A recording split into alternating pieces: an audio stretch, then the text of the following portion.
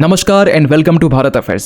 सो ऐसा पहली बार होने वाला है कि भारत के न्यूक्लियर पावर सेक्टर में प्राइवेट कंपनीज अब एंटर करने वाली है। आप यहाँ पर देख पाएंगे इसके रिगार्डिंग जो आर्टिकल्स हैं, पीएम मोदी की तरफ से साफ साफ ये सिग्नल दिया गया है कि न्यूक्लियर पावर सेक्टर्स को अब इसे प्राइवेटाइज किया जाएगा। वैसे ये कोई नई बात नहीं है, इससे पहले भी डिपार्टमेंट ऑफ एटॉमिक एनर्जी की तरफ से ये सिग्नल दिया गया था कि सरकार यहाँ पर न्यूक्लियर पावर सेक्टर्स में प्राइवेट प्लेयर को लाने वाली है। और ये अपने आप में हिस्टोरिकल रिफॉर्म्स इसलिए भी है क्योंकि अब तक गवर्नमेंट के जो पीएसयू है इन्हें यहाँ पर कंट्रोल कर रहे थे, रेगुलेट कर रहे थे और हैंडल कर रहे थे। लेकिन ये इतना आसान नहीं रहने वाला। कहा यह भी जा रहा है कि इसमें काफी हर्डल्स हैं और इसीलिए सरकार जो है अपकमिंग विंटर सेशन में, जो कि 1 दिसंबर से स्टार्ट होने वाला है, इसमें एटॉमिक एनर्जी बिल 2025 को यहाँ पर इंट्रोड्यूस करने वाली है। खैर इस पर तो हम लोग बात करेंगे डिटेल से। खैर आपको बताना चाहते हैं कि ये हिस्टोरिकल इसलिए भी है क्योंकि भारत में अब तक 7 न्यूक्लियर पावर प्लांट ये ऑपरेशनल में है, जहां से 22 न्यूक्लियर रिएक्टर्स के जरिए इलेक्ट्रिसिटी को प्रोड्यूस की जाती है। और आज के टाइम में भारत में जो इलेक्ट्रिसिटी प्रोड्यूस की जाती है वो 462 गीगावाट का है। इसमें न्यूक्लियर रिएक्टर के जरिए ओनली 8 गीगावाट इलेक्ट्रिसिटी प्रोड्यूस की जाती है, जो कि 1.7% के अराउंड में है। लेकिन अगर प्राइवेट सेक्टर्स को इसमें इन्वॉल्व किया जाता है तो यहाँ पर यह कहा जा रहा है कि जो भारत का गोल है 2047 तक में न्यूक्लियर एनर्जी को 100 गीगावाट तक पहुंचाना, ये हम लोग इजिली अचीव कर सकते हैं। सो इन्हीं सब चीजों को लेकर हम लोग इस वीडियो में डिटेल से बात करने वाले। तो बात करते हैं शुरुआत से। सो एक्चुअली यहाँ पर हुआ है कि रिसेंटली पीएम मोदी की तरफ से ये अनाउंस किया गया है कि सिविल न्यूक्लियर पावर सेक्टर्स में अब प्राइवेट कंपनीज को भी अलाउ किया जाएगा, जिसमें अब तक स्टेट का कंट्रोल था, अब यहाँ पर इसे ओपन किया जाएगा कुछ इस तरीके से कि 1991 के टाइम में जब एलपीजी रिफॉर्म्स आया था, लिबरलाइजेशन, प्राइवेटाइजेशन, ग्लोबलाइजेशन, जिसमें भारत अपनी मार्केट को ओपन करता है और खासकर यहाँ फोकस किया गया था एविएशन सेक्टर्स, बैंकिंग। तो यहाँ पर अब ये कहा जा रहा है कि न्यूक्लियर सेक्टर्स को भी अब यहाँ पर प्राइवेटाइज करने जा रही है सरकार। इतना ही नहीं, इसे यहाँ पर हिस्टोरिकल शिफ्ट बताया जा रहा है क्योंकि प्राइवेट प्लेयर के इन्वॉल्वमेंट से इनोवेशन तो एक्सेलरेट होगा ही साथ यहाँ पर जो एनर्जी सिक्योरिटी है ये भी बूस्ट होगा और एडवांस्ड न्यूक्लियर टेक्नोलॉजीज में भारत एक ग्लोबल लीडर भी बन सकता है। इवन कि पीएम मोदी ने यहाँ पर यह भी कहा कि इस स्टेप से खासकर small nuclear reactors, advance reactors और न्यूक्लियर इनोवेशंस में एक अपॉर्चुनिटीज देखने को मिल सकता है। लेकिन आपको इन्फॉर्म करना चाहते हैं कि ये कोई नई बात नहीं है। इसी साल फरवरी के टाइम में, बजट के टाइम में, जब निर्मला सीतारमण जी ने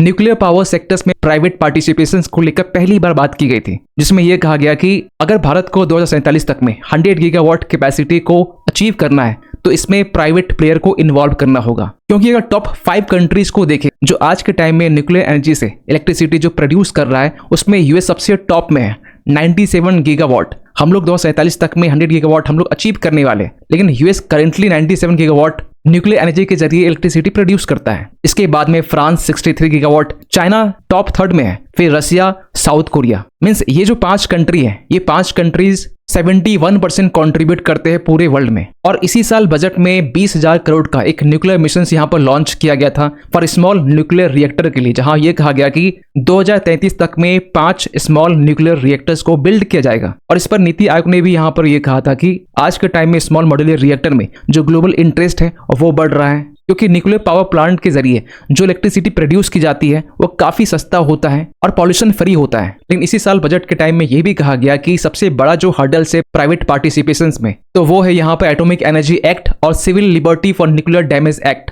जो एटॉमिक एनर्जी एक्ट है 1962 का, जिसमें बेसिकली गवर्नमेंट के कंप्लीट कंट्रोल को लेकर बात की जाती है, लेकिन जो civil liability for nuclear damage act है 2010 का, इसको लेकर यहाँ पे ये कहा जाता है कि जो ऑपरेटर है वो स्ट्रिक्टली लाइबल होगा फॉर न्यूक्लियर डैमेज के लिए। अगर किसी तरह का न्यूक्लियर डैमेज होता है तो यहाँ पर जो ऑपरेटर है उनके ऊपर जो मैक्सिमम लाइबिलिटी है वो 1500 करोड़ की होगी। यहाँ पर ये भी कहा जा रहा है कि गवर्नमेंट की भी यहाँ पर लाइबिलिटी होती है क्योंकि गवर्नमेंट ही यहाँ पे अलाउ करती है। तो ऐसे केस में अगर जो कंपनसेशन है वो 1500 करोड़ से अगर एक्सीड जाता है, ज्यादा होता है, तो ऐसे केस में जो एक्सीड अमाउंट है ये यहाँ पर गवर्नमेंट पे करेगी। और रिसेंटली इसी चीज को लेकर अपडेट निकल के आ रहा है कि central government atomic energy bill 2025 को अपकमिंग विंटर सेशन में इंट्रोड्यूस करने वाली है, जहां पर यह कहा जा रहा है कि एटॉमिक एनर्जी एक्ट 1962 और civil liberty for nuclear damage act 2010, इसमें एक अमेंडमेंट देखने को मिल सकता है। अब सवाल निकल के आता है किस तरह का अमेंडमेंट। तो यहाँ पर यह कहा जा रहा है कि 1962 में काफी जो क्लॉजेस हैं इसमें रिमूव किए जा सकते हैं, प्राइवेट ऑपरेटर कैटेगरी को डिफाइन किया जा सकता है और अंडर एईआरबी यानी कि एटॉमिक एनर्जी रेगुलेटरी जो बोर्ड है, इनके अंडर में लाइसेंसिंग नॉर्म्स को क्रिएट करने की बात की जा सकती है। इतना ही नहीं, यहाँ पर न्यूक्लियर लाइबिलिटी रूल्स को क्लैरिफाई किया जाएगा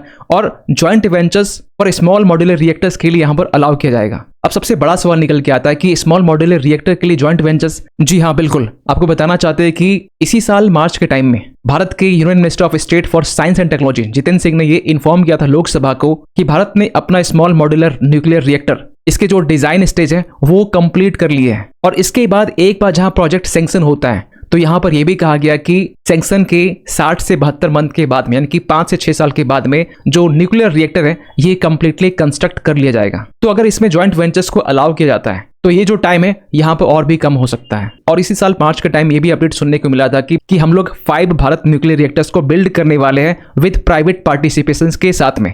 तो सिग्नल कहीं हमें पहले ही मिल चुकी थी, लेकिन जो एक्शन से इसको लेकर हमें अब देखने को मिल रहा है। खैर यहाँ पे ये भी सवाल उठ रहा है कि जो प्राइवेट कंपनीज है एक्चुअली यहाँ पर क्या करने वाली। तो कहा यह भी जा रहा है कि जो सिविलियन न्यूक्लियर रिएक्टर्स है इसे बिल्ड करने से लेकर ऑपरेट करने के साथ साथ जो न्यूक्लियर पार्ट्स है, जो कंपोनेंट्स है, इसे भी मैन्युफैक्चर करेगी। फॉर एग्जांपल की heavy forgings, reactor vessels, turbines, fuel assemblies, इसके साथ साथ जो न्यूक्लियर सप्लाई चेन है यहाँ भी इन्वेस्टमेंट देखने को मिल सकता है। फॉर एग्जांपल की माइनिंग, फ्यूल साइकिल, रीप्रोसेसिंग में और वेस्ट मैनेजमेंट सिस्टम्स में। नेक्स्ट सबसे बड़ा सवाल निकल के आता है कि अगर पार्लियामेंट से एटॉमिक एनर्जी बिल को पास कर लिया जाता है तो न्यूक्लियर पावर सेक्टर्स में प्राइवेट प्लेयर्स के लिए जो दरवाजे हैं ये खुल सकते हैं। लेकिन क्या यहाँ पर प्राइवेट प्लेयर्स इंटरेस्टेड है? तो आपको बताना चाहते हैं कि इसके पहले भी बड़े बड़े जो private sector energy intensive firms है, फॉर एग्जांपल की रिलायंस इंडस्ट्रीज, अदानी ग्रुप्स, जब तक पावर, सीमेंट, पोर्ट बिजनेस करती थी, इसके साथ साथ यहाँ पर JSW group, Hindalco, Vedanta, Tata power, ये लोग पहले से इंटरेस्ट शो कर चुके हैं। लेकिन यहाँ पे ये भी कहा जा रहा है कि जो डोमेस्टिक प्राइवेट प्लेयर्स है इसके साथ साथ जो फॉरेन प्लेयर्स है इन्हें भी यहाँ पे इनवाइट किया जाएगा,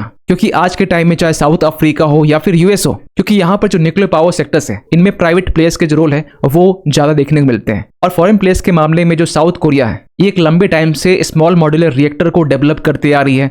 और 2020 के टाइम में भी सऊदी अरेबिया से एक एग्रीमेंट साइन किया गया जिसमें इंफ्रास्ट्रक्चर को बिल्ड किया गया साउथ कोरिया की तरफ से सऊदी के ब्राक प्लांट में। उसी तरीके से जो US स्टेट डिपार्टमेंट है इन्होंने 2021 के टाइम में एक फर्स्ट प्रोग्राम लॉन्च किया, यानी कि foundational infrastructure for responsible use of small modular reactor technology, जिसका बेसिकली पर्पस ये था कि ये कैपेसिटी बिल्डिंग करेंगे अपने पार्टनर कंट्रीज को, जिसमें 5.3 मिलियन सपोर्ट भी कर रहे हैं। तो कहा यह जा रहा है कि जब PM मोदी फरवरी के टाइम में US विजिट किए थे, ट्रम्प से मिले थे, इस बीच में न्यूक्लियर एनर्जी को लेकर भी बातचीत हुई थी। और सबसे लेटेस्ट डेवलपमेंट इसी महीने आज से 3-4 दिन पहले इंडिया और कनाडा के बीच में ये अपडेट निकल के आ रहे थे कि $2.8 बिलियन की एक डील हुई है, खासकर यूरेनियम को लेकर। यूरेनियम वही मटेरियल है जिसका बेसिकली जो यूज है हम लोग न्यूक्लियर एनर्जी सेक्टर्स में करते हैं, क्योंकि ऑलरेडी हम लोग nuclear fast breeding reactor programme के ऊपर में काम कर रहे हैं। और इसको लेकर भी अक्टूबर के टाइम में ये अपडेट निकल के आ रहे थे कि हम लोगों ने यहाँ पर तो फर्स्ट स्टेज तो पार कर लिया है, लेकिन सेकंड स्टेज को लेकर यहाँ पे ये कहा गया कि इसमें फ्यूल लोडिंग की जो अपडेट है वो निकल के आ रही थी, जहां पर जिसमें यह कहा गया कि अगर फ्यूल लोडिंग यहाँ पर की जा रही है मीन्स हम लोग सेकंड स्टेज को बहुत जल्द यहाँ पर ऑपरेशनल करने वाले हैं। और सेकंड स्टेज का ऑपरेशनल होना मीन्स थर्ड स्टेज में हम लोग इजिली पहुंच सकते हैं। और अगर इजिली आपको ये इमेज समझा दे तो फर्स्ट स्टेज में जहां पर हम लोग नेचुरल यूरेनियम यूज करते हैं, इसको लेकर हम लोग कनाडा से डील करने वाले $2.8 बिलियन का, जब इसे फर्स्ट स्टेज में यूज करते हैं तो हमें डिप्लीटेड यूरेनियम और प्लूटोनियम मिलता है। और इसी प्लूटोनियम को एज ए फ्यूल यहाँ पर थोरियम के साथ में मिक्स करके इलेक्ट्रिसिटी प्रोड्यूस की जाती है। और अभी फिलहाल हम लोग सेकंड स्टेज में ही है। और अगर ये सक्सेसफुल हो जाता है तो कहा यह जा रहा है कि भारत के पास में ऑलरेडी थोरियम है, तो हमें यूरेनियम की नीड हमें बिल्कुल कम यहाँ पर रिक्वायरमेंट होगी, खासकर इनिशियल स्टेज में। लेकिन सेकंड स्टेज और थर्ड स्टेज में हमें थोरियम की यहाँ पर नीड होने वाली। और थोरियम के मामले में भारत में जो रिजर्व्स है ये सबसे ज्यादा है आज के टाइम में। खैर आज के टाइम में स्मॉल मॉड्यूलर रिएक्टर के मामले में US जो है ये बाकी देशों को टेक्नोलॉजी के साथ साथ जो इंफ्रास्ट्रक्चर है वो प्रोवाइड करता है। तो हो सकता है कि आगे आने वाले टाइम में इंडिया और US के बीच में इंफ्रास्ट्रक्चर को बिल्ड करने को लेकर एक कोई डील हो सकती है। लेकिन इसको लेकर पहले से भी भारत में जितने भी संगठन हैं, फॉर एग्जाम्पल की स्वदेशी जागरण मंच या फिर भारतीय मजदूर संघ, इन्होंने पहले से ये बात यहाँ पर कही है कि अगर फॉरेन कंपनीज के साथ में अगर कोई भी डील होता है न्यूक्लियर एनर्जी को लेकर तो इसमें बेसिकली यहाँ पर 2 पॉइंट पे फोकस करने की जरूरत है, खासकर जियोपॉलिटिकल कैलिब्रेशन को लेकर। क्योंकि अगर इंडिया US के बीच में SMR को लेकर डील होता है तो यहाँ पर जो विश्वसनीयता है इस पर ज्यादा फोकस करने की जरूरत है। और दूसरा यहाँ पर लॉन्ग टर्म सेफ्टी एश्योरेंस को लेकर, क्योंकि 1984 के टाइम में भोपाल गैस ट्रेजेडी ये हो चुका है, तो सिमिलर इंसिडेंट्स यहाँ पर ना हो, इसके लिए गवर्नमेंट को यहाँ पर लॉन्ग टर्म सेफ्टी एश्योरेंस की यहाँ पर नीड होगी। खैर आप क्या सोचते हैं पूरे अपडेट को लेकर कमेंट कीजिएगा। मिलते किसी अगले वीडियो में, तब तक के लिए थैंक यू सो मच।